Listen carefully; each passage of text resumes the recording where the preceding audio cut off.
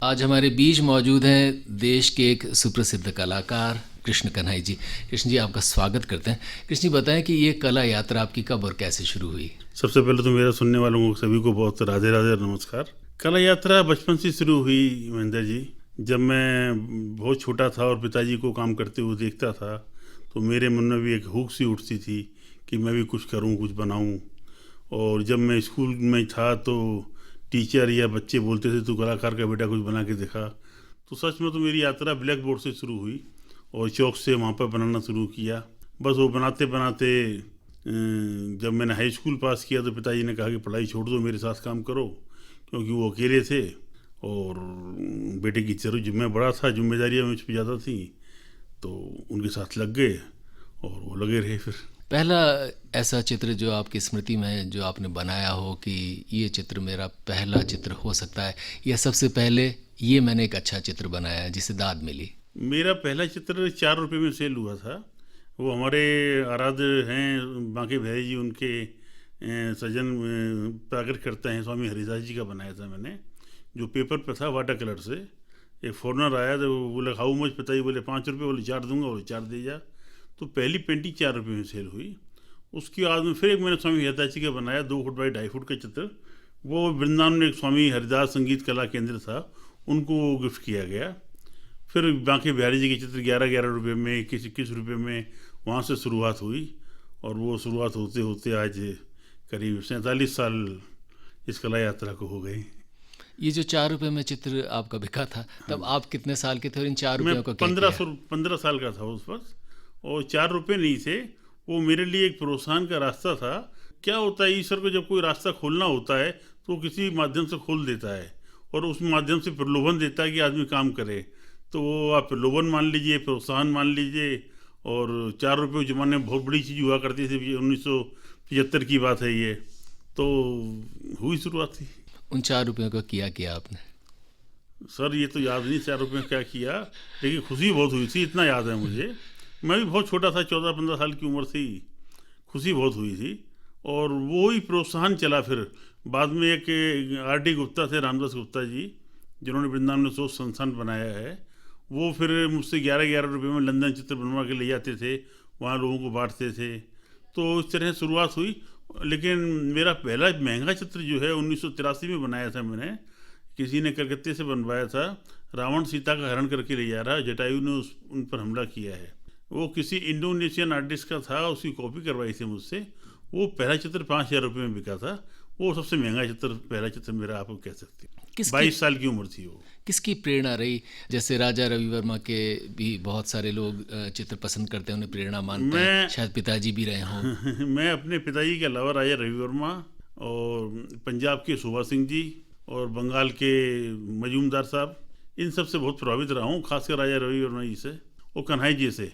कारण ये थे, मेरे पिताजी शुरू में तो पोर्ट्रेट आर्टिस्ट थे, बाद में उन्होंने कृष्ण को बनाना शुरू किया तो पूरी की पूरी एक शैली बदली। एक कन्हई शैली के नाम से वो प्रसिद्ध हुई पेंटिंग। और कृष्ण की पेंटिंग पहले लोग घरों में नहीं लगाते थे, सिर्फ पूजा रूम तक थी। क्या तो कारण था। बेडरूम और डाइनिंग रूम्स में नहीं लगाते थे। एक्चुअली कोई बनाता भी नहीं था, कोई जानता भी नहीं था। प्रिंट होते थे या फिर पत्थर की, धातु की या लकड़ी की मूर्तियाँ होती थी। लेकिन ये पेंटिंग क्योंकि सुंदर बनी, भाव सुंदर हुए, इसमें सोने का काम किया गया, तो उस तरीके से लोगों ने अपने घरों में लगाना शुरू कर दिया। तो किसी ने कहा 2 मीरी बना दो, 4 मीरी बना दो, तो इस तरह शुरुआत हुई। और वो कन्हई पेंटिंग के नाम से, कन्हई शैली के नाम से बहुत प्रसिद्ध हुई। शायद हम लोगों ने मेरे ख्याल से 14-15 हज़ार पेंटिंग बनाई है। ये जो कन्हई शैली आप कह रहे हैं, इसमें क्या खास बातें हैं। कन्हई शैली की 2 खास बात थी। एक तो इनके भाव बहुत खूबसूरत होते थे, दूसरा इनमें सोने का काम करना। सोने का काम वैसे तो बहुत प्राचीन कला है, क्योंकि एक बार हम महाभारत पढ़ रहे थे। महाभारत में जो राजा विराट के साले होते हैं कीचक, वो द्रौपदी को लुभाने के लिए उनको अपनी पटरानी बनाने के लिए लुभाते हैं और अपना बखान करते हैं कि मेरा महल ऐसा है, मेरा महल ऐसा है, मेरे महल की दीवारें स्वर्ण चित्रों से पटी हुई हैं। ऐसा श्रीमद् भागवत में है। तो है तो बहुत प्राचीन, लेकिन उत्तर भारत में ये कला खो गई थी, लोप हो गई थी। क्योंकि पिछले 700-800 वर्षों में उत्तर भारत में बहुत लड़ाई झगड़े हुए, मुसलमानों से भी हुए, अंग्रेजों से भी हुए। तो उस कारण लोप हो गई थी। सिर्फ राजस्थान में थोड़ी सी रह गई थी और तंजौर में रह गई थी। लेकिन नए तरीके से मेरे पिताजी ने स्वर्ण चित्रकला को दोबारा रिवाइव किया और उसी को फिर मैंने आगे बढ़ाया। उसमें सरोस्की का यूज किया, नगों का काम किया और डिजाइनिंग करी, जैसे मुकुट की, उनके बांसुरी की, उनके मटकों की, कृष्ण का वर्णन जो श्रीमद् भागवत में है या संतों ने किया है, उसके आधार पर हमने वो सब चीज़ें लेके आए जो लोगों को बहुत पसंद आई।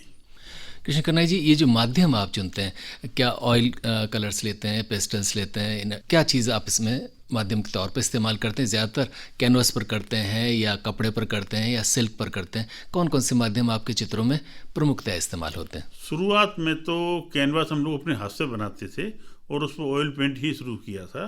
मेरे पिताजी भी ऑयल पेंट ही करते थे, मैंने भी ऑयल पेंट ही सीखा। लेकिन पिछले 15-20 सालों से एक्रेलिक कलर का बहुत प्रयोग हुआ है और एक्रेलिक कलर करने में दो फायदे होते हैं। एक तो बहुत जल्दी ड्राई हो जाता है, आप दोबारा काम कर सकते हो, और दूसरे आप बड़े कैनवास पर बहुत इजीली कर सकते हो उसको। तो मैंने भी पिछले 15-20 सालों से बदला है अपने काम को, और अभी मैं जो करता हूँ वो मिक्स मीडिया कह सकते हैं आप उसमें। जहाँ ऑयल की ज़रूरत होती है ऑयल करते हैं, वरना मैं एक्रेलिक बहुत यूज करता हूँ। कृष्ण कन्हैया जी, आपके नाम में कृष्ण है, आपके चित्रों में कृष्ण है, तो आपके चित्रों में और उस कला में कहीं ना कहीं वो कृष्ण का एक भाव आता होगा जो शायद आपके मन में विशिष्ट होगा। वो कौन सा भाव है? महेंद्र जी, ये बड़ी ईश्वर की कृपा है कि मेरा नाम मेरे पिता ने कृष्ण रखा। कन्हई उनका खुद का नाम था तो कृष्ण कन्हई हो गया। नाम भी उनका और काम भी उनका, और मेरा जन्म वृंदावन का है, धाम भी उनका। ये भाग किसी किसी को, कम ही लोगों को मिलता है, तो मुझे मिला हुआ है। और कृष्ण के चित्र बनाने की प्रेरणा किसी भी आर्टिस्ट को भगवान कृष्ण का चरित्र जो है बहुत लुभाता है, क्योंकि उनके चित्रों में, उनके चरित्र में बहुत खूबसूरती है, रंगत है, रंगीनियाँ हैं, मोहकता है, लावण है, प्रेम है उनके बांसुरी बजाने में, उनके रास रचाने में, उनके गाय चराने में। तो ये सारे के सारे चरित्र संगीत के किस कलाकार को और साहित्यकार को, नृत्यकार को, चित्रकार को, सभी को लुभाते हैं, और इनसे बढ़िया सब्जेक्ट कला का हो ही नहीं सकता। हर व्यक्ति की एक परिकल्पना होती है, एक पहचान होती है। आपकी नज़र में आप कृष्ण को कैसे देखते हैं? कृष्ण हमारे आराध्य हैं, कृष्ण हमारे सखावी हैं, क्योंकि हम ब्रजवासी हैं। ब्रज में भगवान कृष्ण को राजा नहीं माना गया है, सखाई माना गया है, गोपाली माना गया है। तो मेरे लिए भी कृष्ण अपने मित्र जैसे ही हैं। कभी कभी झगड़ा भी होता है उनसे, प्यार तो होता ही है। तो कृष्ण 24 घंटे हमारे जहन में रहते हैं। सुबह उठो तो कृष्ण और शाम को उठो तो कृष्ण। बिना राधे राधे के, बिना कृष्ण के तो कुछ है ही, जीवन ही नहीं है।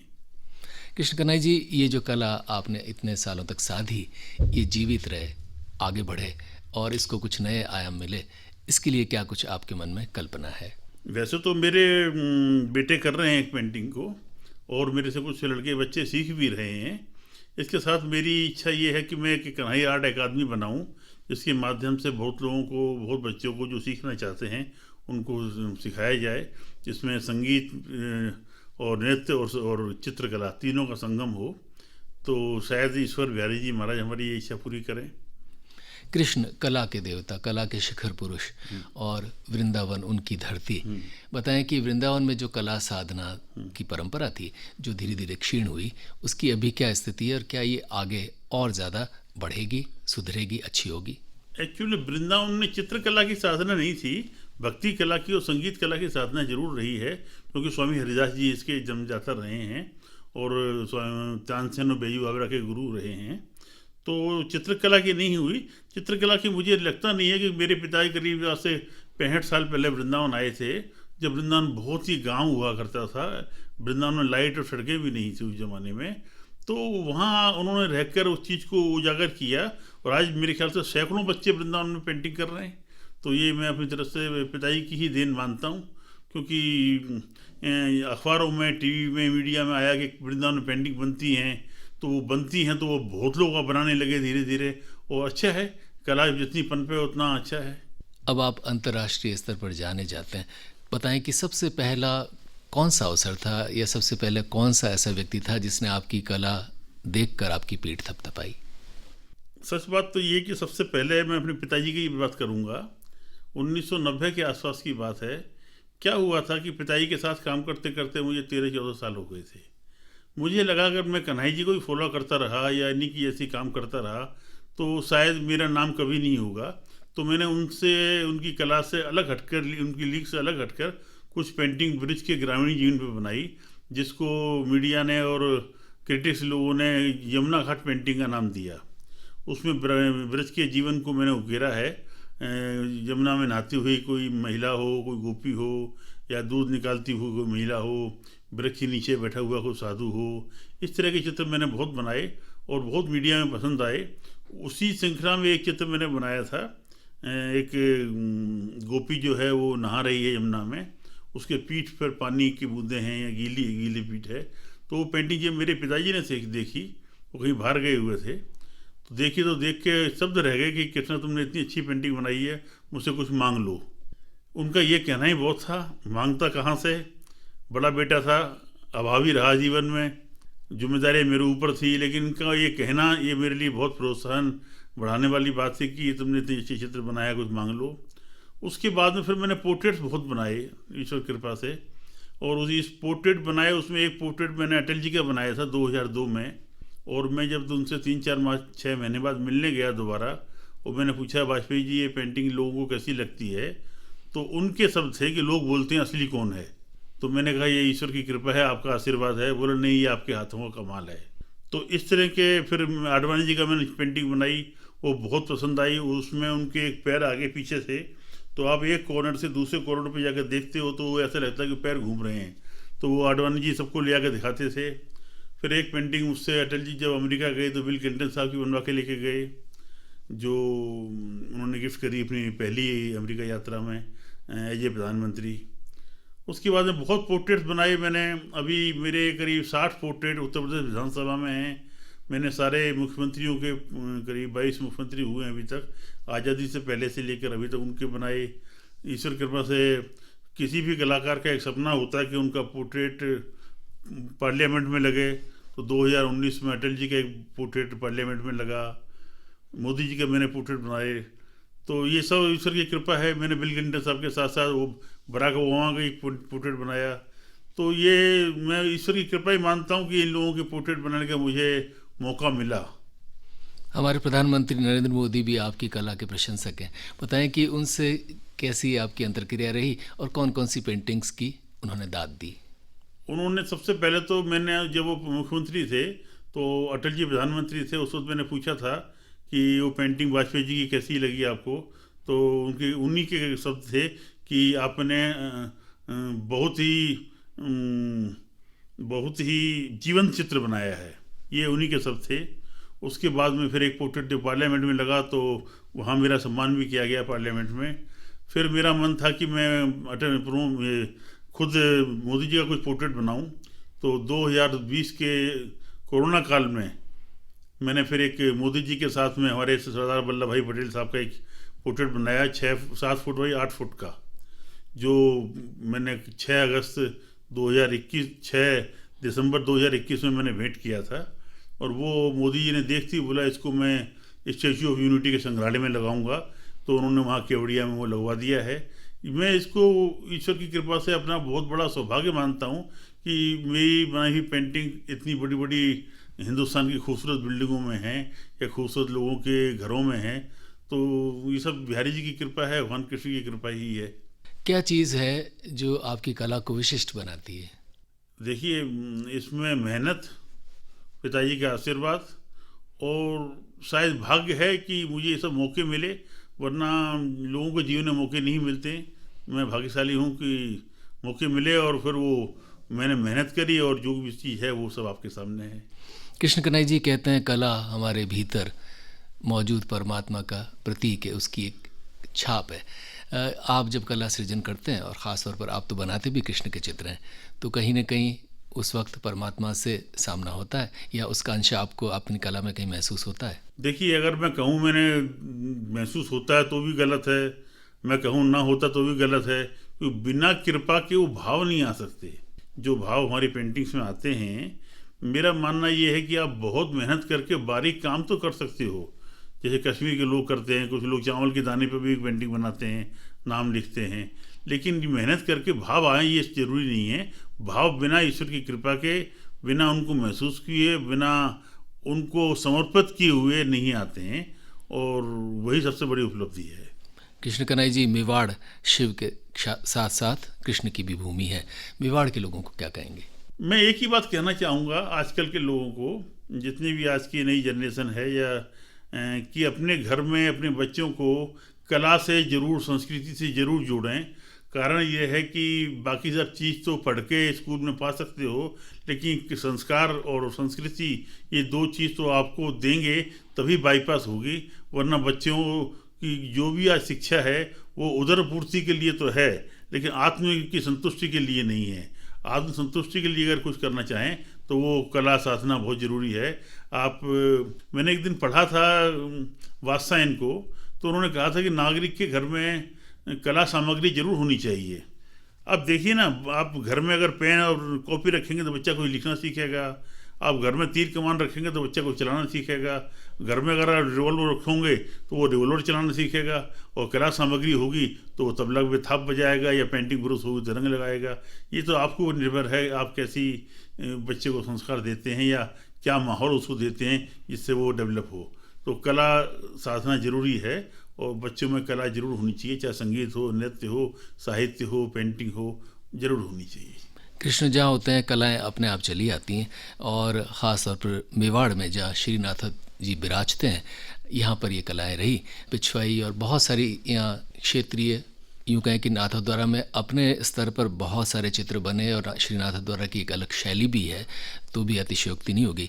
बताएं कि ये जो शैलियाँ हैं ख़ास तौर पर चित्र की और इस इलाके की, ये क्षीण हुई, ये परंपरा कम हुई है, और अब पिछवाई कमर्शियल लेवल पर तो बनती है लेकिन बहुत कम हुई है। ये यहाँ की कलाएं, ख़ास तौर पर चित्रकलाएं जो कमज़ोर पड़ी हैं, उनको और मजबूत किया जा सके, इसके लिए आपका क्या कोई ख्याल है? कुछ नहीं, कमज़ोर तो नहीं पड़ी है चित्र, भगवान चित्र के। मैं आज से करीब 30-35 साल पहले जब नाथ द्वारा आया था, जब 10-20 दुकानें हुआ करती थी, आज सैकड़ों दुकानें थी पेंटिंग की। तो कला तो पनपी है, लेकिन फिर भी सरकार को इस ओर ध्यान देना चाहिए। क्योंकि ये देखिए, सारी दुनिया हमारे यहाँ देखने को क्या आती है?